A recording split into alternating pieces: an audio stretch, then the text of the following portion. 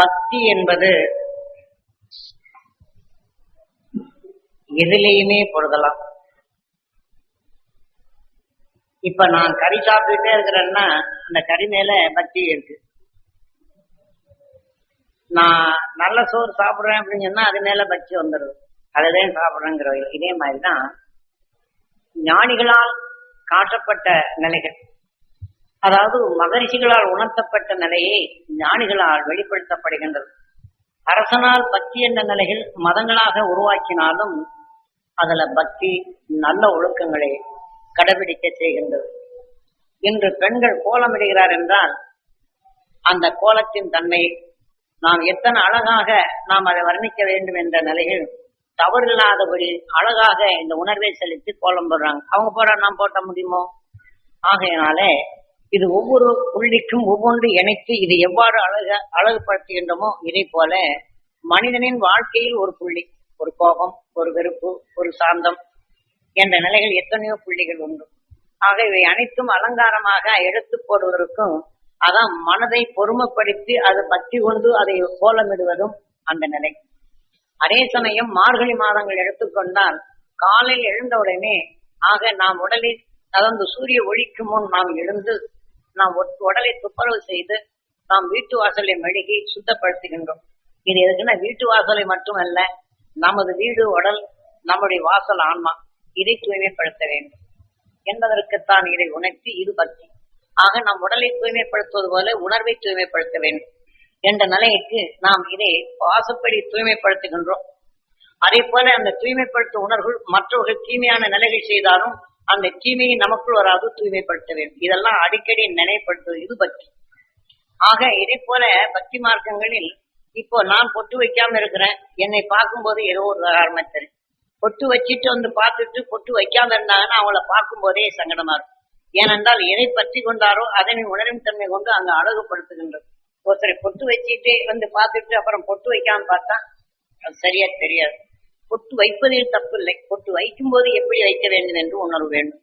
ஆக பொட்டு வைக்கப்படும் போது நாம் எதை வைக்க வேண்டும்? இன்றைய வாழ்க்கையில் நமது மனம் தூய்மையா இருக்க வேண்டும், என்னை பார்ப்போருக்கு மனம் மகிழ்ச்சி வேண்டும், என்னை பார்ப்போருக்கெல்லாம் அந்த இனிமை பெற வேண்டும், என் சொல் எல்லோரையும் இனிமைப்படுத்த வேண்டும், ஆக என்னை பார்ப்போரெல்லாம் குடும்பங்கள் நலம் பெற வேண்டும் என்ற இந்த நிலை இது பொட்டு வைக்கும். தொட்டு வைக்கும் போது இந்த நிலைகளை பொட்டு வைக்கும். இது பக்தி மார்க்கங்களில் நினைவுபடுத்தினால் வேற ஒண்ணும் இல்லை. அவசரமா போனோம்னா முகத்தை கழுவிட்டு இருந்து பொட்டு வச்சுக்கிறோம். இப்ப அழகுபடுத்துறதுக்குதான் பிளாஸ்டிக்ல வந்துருச்சு. ஆக இதை போல அன்றைய நிலைகளில் ஞானிகளால் சில நிலைகள் பக்தி மார்க்கங்கள் தீமைகள் வரையிலும் அத்தகைய தீமையான உணர்வு வராதபடி அதுல சிவப்பு கலக்கப்படும் போது அதுல ஒரு விதமான பச்சளை இதுகளை சேர்ப்பார்கள். ஆக அந்த பச்சளை நிலைகள் சேர்த்து சிவப்பா மாற்றுவார்கள். அந்த சிவப்பை மாற்றி அந்த உணர்வின் தன்மை பொட்டாக வைத்தால் இந்த உணர்வின் தன்மை கவரப்படும் போதெல்லாம் இங்க தூய்மைப்படுத்திக் கொண்டிருக்கும். இது மகரிஷிகளால் உணர்த்தப்பட்ட இந்த நிலைகள். ஆக இப்ப வியாபாரத்துக்கு எத்தனை வேணாலும் குங்குமம் கலர் கலரா வருது, சேலைக்கு தகுந்த கலர், சேலைக்கு தகுந்த டோலர், சேலைக்கு தகுந்த ரவிக்கை அப்படிங்கிற நிலைகளை இது அழகுபடுத்த நிலை வருதே தவிர ஆக அந்த ஞானிகள் காட்டிய நாம் மனதை அழகுபடுத்த அன்றை பொட்டு வைத்தது இல்லை. ஆக இதையெல்லாம் பொட்டு வைப்பது தப்பு இல்லை, ஆனா பொட்டு வைக்கும் போது நினைப்பு எதுவாக இருக்க வேண்டும் என்றுதான் முதன்மை. ஏனென்றால் உணர்வின் தன்மை எது நினைவாகின்றதோ சுவாசித்த உணர்வுகள் அலைகள் படர்கின்றது கைகளிலே. ஆனால் அந்த அலைகள் கடற போகும்போது இது கரெக்ட், இது மத்திய நிலைகள், இது வேறு. ஆக இந்த உணர்வின் தன்மை மையமாக்கப்படும் போது இது பாம்பு வர விஷம். ஆக இதனின் தன்மை அணியிருக்கும் போது சாந்தம். ஆக நினைவின் அலைகளை இங்கே வைக்க வேண்டும் இதன் முறையாக. ஆக இந்த உயிரின் துடிப்பு மையம் நினைவின் ஆற்றல் இங்கே வரப்படும் போது எந்த நினைவலைகளோ இங்கே குவிகின்றது. தன்னை அறியாமலேயே நல்ல உணர்வு ஊற்றும் நிலைகள் ஞானிகளால் வகுக்கப்பட்ட தத்துவம் இது. சொல்றது உங்களுக்கு சரிங்களா? பொட்டு வைக்கிற நான் எடுத்து அழகு பொட்டு என்ன செய்யறாங்க, என்னை பார்த்த உடனே பொட்டு வச்சிரு அழகை பார்த்து என்னை மெச்சணும் தான் வைக்கிறாங்க. ஆக சேலையை கட்டும் போது என்ன செய்யறாங்க, அழகான சேலை வேணும்னு தான் நினைக்கிறாங்க. நகை போடுறோம்னா தன்னை அழகுபடுத்துறது மற்றவங்க மெச்ச வேண்டும் தான் நகை போடுறாங்க. ஆக தன்னை மெச்ச வேண்டும் என்று அழகான நகையை நமக்குள் எண்ணிக்கை போடுறோமானா இல்லை. ஆக நகை போட்டோம்னா நம்ம பார்த்த உடனே நகை போட்டிருக்காங்கிற நிலையில அவங்க அதை பார்த்து மெச்சணும் நின்றாங்களே தவிர எனக்கு உயர்ந்த குணங்கள் வேணும், நிறைய ஆபரணங்களாக அமைய வேண்டும். நகைகள் அணிவது ஒரு நகை அணிந்தாலும் இதே போல எனக்குள் வெறு நகை போட்டு என்னை பார்த்து நீங்க பாக்கணும்னு இல்லை. இந்த நகையின் அளவுக்குள் என்னை பார்க்கும் போது அவங்களுக்கு இந்த தங்கத்தை போல மன மகிழ்ச்சி ஏற்பட வேண்டும் அப்படின்னு சொல்லி ஒருவருக்கு ஒருவர் பிறரை போற்றும் நிலையாக. இப்போ நாம் பிறரை மகிழ்விக்கும் நிலையை வேற ஒன்றும் நகை இல்லாம போனா கல்யாணம் வீட்டுக்கு போனா என்கிட்ட யாராவது வாங்கிட்டு தான் போட்டு போயிட்டு இருக்கோம். நகை இல்லைன்னு சொன்னா நாளைக்கு கேவலமா பேசணும் இந்த உணர்வை எடுத்துக்கிறோம். அங்க போனோம்னா யாராவது பார்த்து இவங்களை பார்த்து சிரிச்சுட்டாங்கன்னா நம்மளை பார்த்து சிரிக்கிறாங்க. நகை இல்லாதனாலாம் சிரிக்கிறாங்க. நம்ம உணர்வை எடுத்து வச்சுக்கிறோமோ இதை நாம் தொட்டு வச்சுட்டோம்னா நகையில என்ன வருது?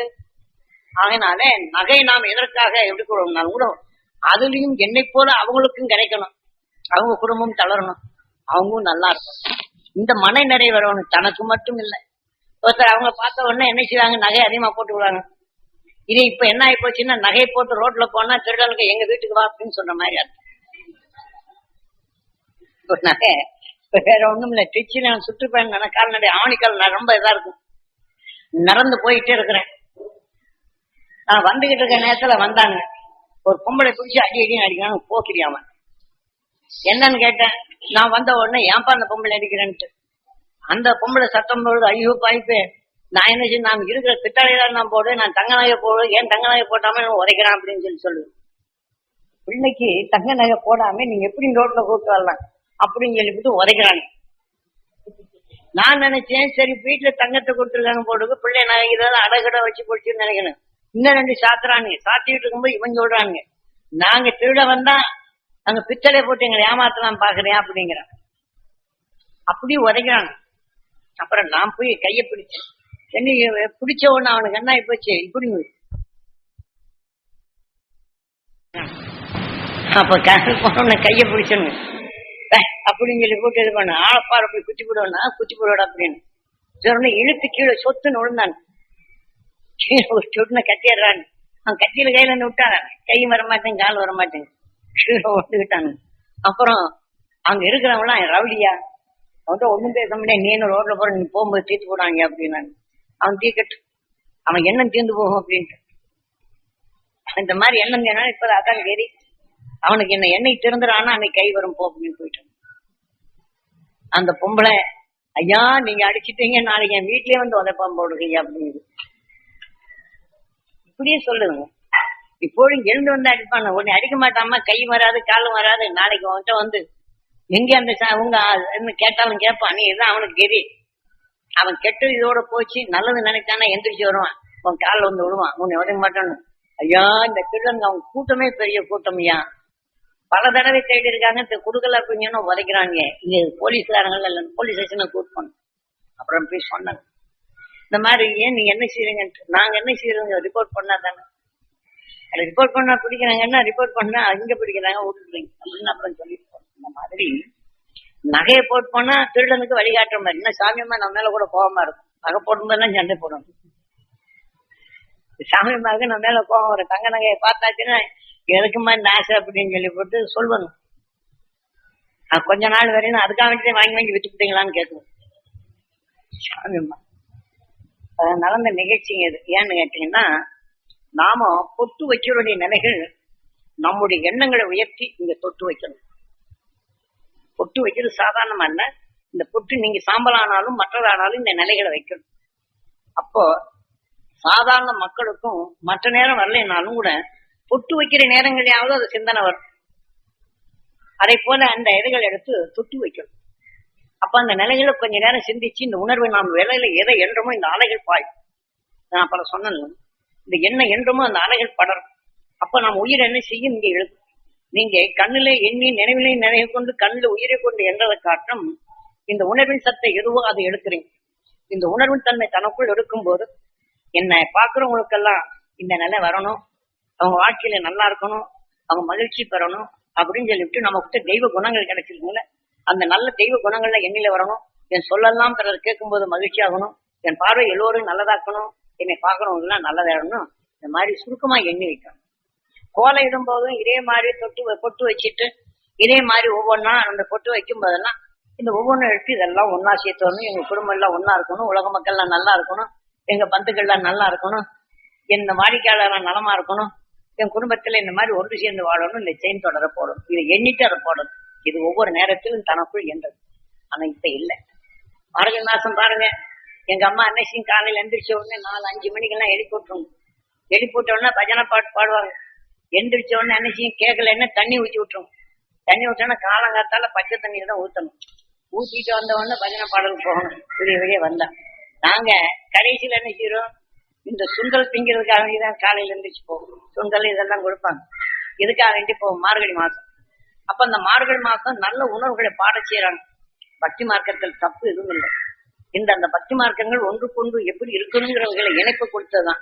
அதை யாரும் கடைபிடிக்கல. ஆக இதை போல ஒவ்வொரு மாதமும் ஒவ்வொரு நினைவுகளை கொண்டாடுறாங்க. தை மாசம் ஆன உடனே பொங்கல் வைக்கிறாங்க. அந்த மகிழ்ச்சி எப்படி நாம் நெல் வழங்கி இதனுடைய நிலைகளை, அந்த உயர்ந்த நிலைகள் அதை நாம வேக வச்சு நாம எப்படி இது பண்றோமோ அதே போல ஒவ்வொரு செடியும் அது தனக்கும் பொங்கி அது முழுமை பெறும். அந்த முழுமை பெற்றதை நாம் பொங்கி இங்க மனசு முழுமை பெறும். இந்த நினைவுபடுத்த நாள் தான் இங்க வைக்கிறாங்க. அதே நாள்ல மாடு ஆடு நம்மளுக்கு எத்தனையோ சேவைகள் செய்யுது. அதுக்காக வேண்டி நல்லது செய்த இல்லை, அது மேல செய்த நன்றியை நினைக்கிறதுக்காக வேண்டி அன்னைக்கு அதை கொடுக்குறாங்க. அதுல மற்ற மாடுகளுக்கு ஆடுகளுக்கு கொடுத்தாலும் மாட்டை ஆட்டை அடிச்சு சாப்பிட்டவங்க என்ன செய்யணும், இது இன்னைக்கு முத நாள் எல்லாத்தையும் பொங்கல், அப்புறம் உடனே நான் பொங்கியே நான் சாப்பிடுறேன்னு சொல்லி போட்டு இதையும் செய்யறாங்க. ஏன்னா அதுக்கு முத நாள் பொங்கல் பரிவட்டம் எல்லாம் கட்டுவாங்க. ஏனென்றால் நமக்காக விளைந்தது, நாம் அதுல இருந்து தான் நாம் வந்தோம், அதுக்கென்ற ஓய்வான நாள், அதுக்கும் ஒரு நல்ல நிலைகள் வளரணும் அப்படின்னு நாம எண்ணும் நாள். ஆக நாம் அதனுடைய கஷ்டத்தை அறியாது நாம் செயல்படுத்துகின்றோம். அந்த கஷ்டத்தை உணர்ந்தாவது அந்த வருஷம் வரைக்கும் நாம் எப்படி இருக்கணும். இந்த பக்தி மார்க்கத்துல தவறு இல்லை. ஆகவே இதே நிலையில் நாம் கொண்டு நாம் பசுமாடு பால் கறக்குது, அதுக்காக வேண்டி கறந்துகிட்டே இருப்போம். அதை என்ன செய்ய விட்டு வடநாட்டுல என்ன செய்யறாங்க, பக்தி மார்க்கெட்ல போவாங்க, மாட்டு ஓட்டி விட்டுருவோம், யமுனாட்டின்னு அதுக்கு தீழி போட்டா உனக்கு நல்லதும். அது என்ன செய்யும், கரெக்டா பால் கறக்கிற நேரத்துக்கு வீட்டுக்கு போயிடும். ஆமா, ரோட்ல நான் வடங்கிய உட்கார்ந்து இங்க பாடுற மாடு எப்படி வளர்க்குறாங்கன்ட்டு அது பாட்டுக்கு ரோட்ல எல்லாம் வந்து கிடக்குங்க. அது பாட்டுக்கு அதுக்கு சோள தட்டாங்க, ஏதோ 2 தட்டை வாங்கி வச்சு 2 வீசி போடுவாங்க. அது ஜீவகாரணியம். அதை என்ன செய்யும், நல்லா சாப்பிடுங்க. சாப்பிட்ட உடனே என்ன செய்யும், கண்ணு போடணும்னா வீட்டுக்கு போயிடும். அதே சமயம் பால் கறக்குறதா 4ன்னா 4க்கு போயிடுங்க, பாலை கறந்துட்டு இங்க வந்துடும், ரோட்டுக்கு வந்துருங்க. அப்ப என்ன செய்யும், எந்த வீட்டுல என்னென்ன பொருள் கொடுத்தாங்களோ அங்க போய் நிற்கும். இந்த பச்சை மார்க்கத்துல அது 2 இறைய கொடுப்பாங்க. ஆக இதை சாதகப்படுத்தி என்ன செய்யறாங்க, பால் மாடு வியாபாரம் பண்ணி இதுல 2 தண்ணி ஊற்றி அவன் சம்பாதிக்கும். ஆக இங்க ஓசியிலும் கிடைக்கும், இதுல ஓசியிலும் கிடைக்கும். ஆக அவங்க நல்ல ஒழுக்கத்தை ஏற்படுத்துறதுக்கு மற்ற ஜீவகாரண்யமும், அதனால் நாம் கறக்கப்படும் போது அதுக்கு ஜீவ இம்சை இல்லாதபடி எப்படி செய்யும். ஆக அதுல இருந்துதான் நீ மனிதனாக பிறந்த, அதை சுட்டி காட்டுறான். அதனால அதுக்கு இம்சை கொடுக்காது அந்த நிலைகளை. ஆனா அதை நீ இம்சை கொடுக்கிற உணர்வுகள் எண்ணினாலும் நீ மாட்டை அடிக்கிற அந்த மாற்றுடைய உணர்வுகள் நம்பவே எண்ணும். ஆக அந்த உணர்வுகள் எண்ணத்தின் அலைகள் மாடு என்று நீ நினைக்காத, அதுல வேதனைப்பட்ட உணர்வு கொண்டு கண் கொண்டு நம்மை பார்க்கும்.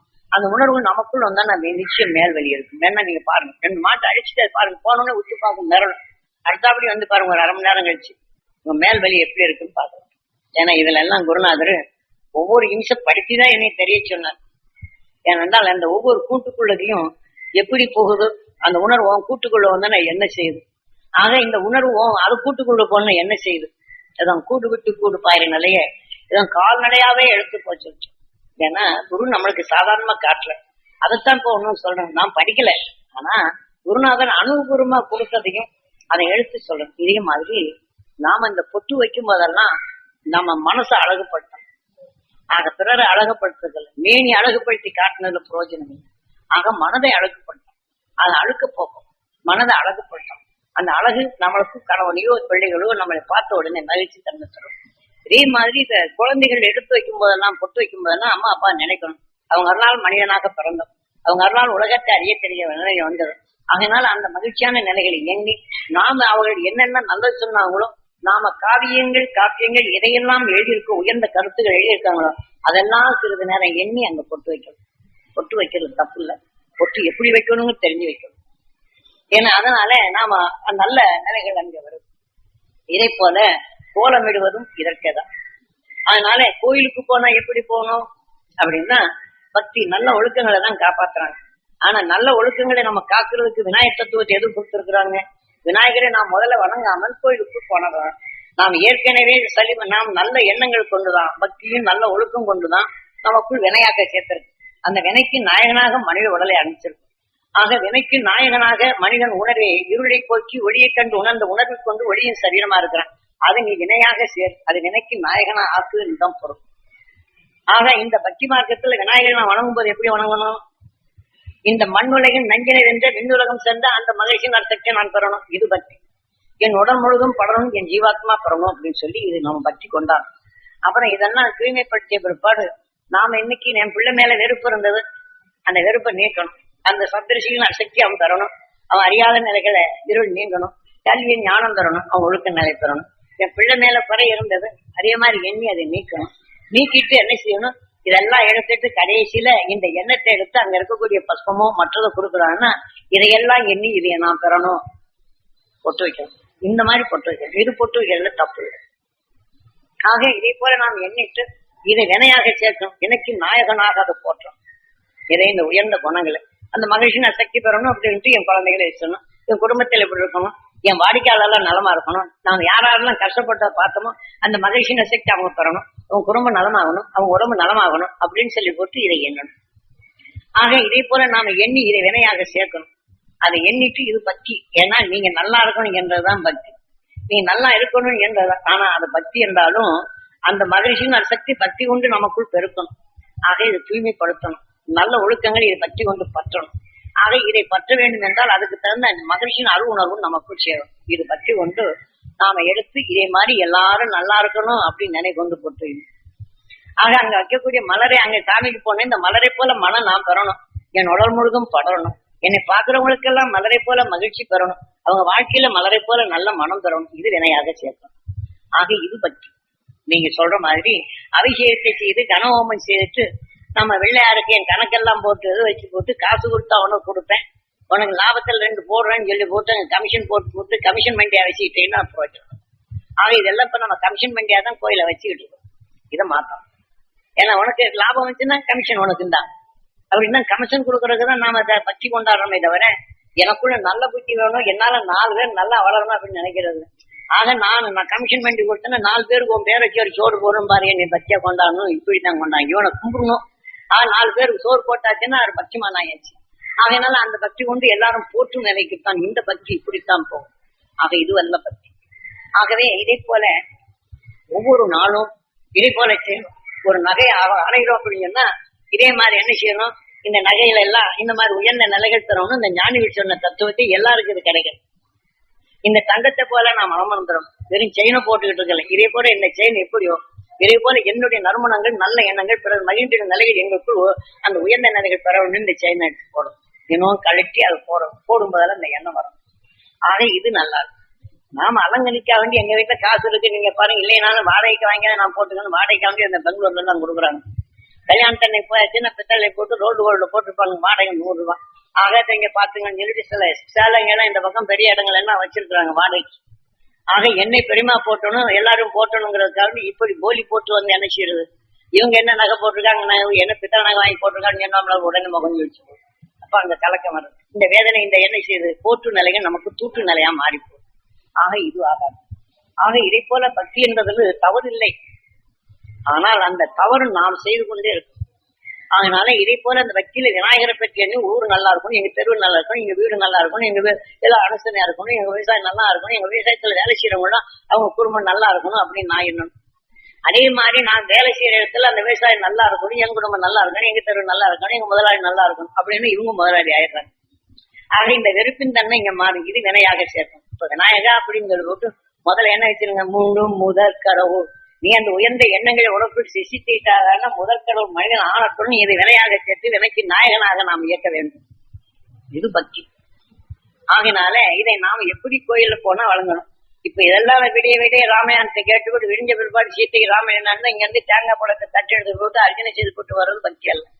கேட்டுட்டு போயிட்டு நாம இதை முறைப்படி கோயிலுக்கு போனா இப்படி வணங்கணும். நகை எடுத்து போட்டா நகை எடுக்கும் போது இப்படி எண்ணணும். ஆக பொட்டு வைக்கும் போது இப்படி எண்ணணும். ஏன்னா இன்னைக்கு அதுக்காக வேண்டிய பெரும்பகுதி வந்தது. நாளைக்கு இதெல்லாம் செய்யிட்டு நாம எப்படி வாழ்க்கையை நடந்துக்கணும், பக்தி மார்க்கம் உள்ளவங்க நம்மளை எப்படி வரணும், அவங்க நம்மளுடைய நிலைகள் எப்படி இருக்கணும், ஆக மனதை நாம எப்படி தூய்மைப்படுத்தணும், நமக்குள் எண்ணங்கள் கோலங்கள் எப்படி இடணும், நமக்குள் இணைத்த கோலங்களாக ஒன்று சேர்த்து அழகுபடுத்தணும், இதெல்லாம் வரணும். ஏன்னா பக்தி சிறந்ததுதான். அதை நாம தப்பாக்கி போட்டு பக்தி மார்க்கங்களை குற்றவாளி ஆக்குறது தப்பு. நாம பக்தியினுடைய நிலைகள் என்ன செய்யும், நம்ம குற்றவாளி ஆக்கிக்கிட்டே இருக்கிறோம்.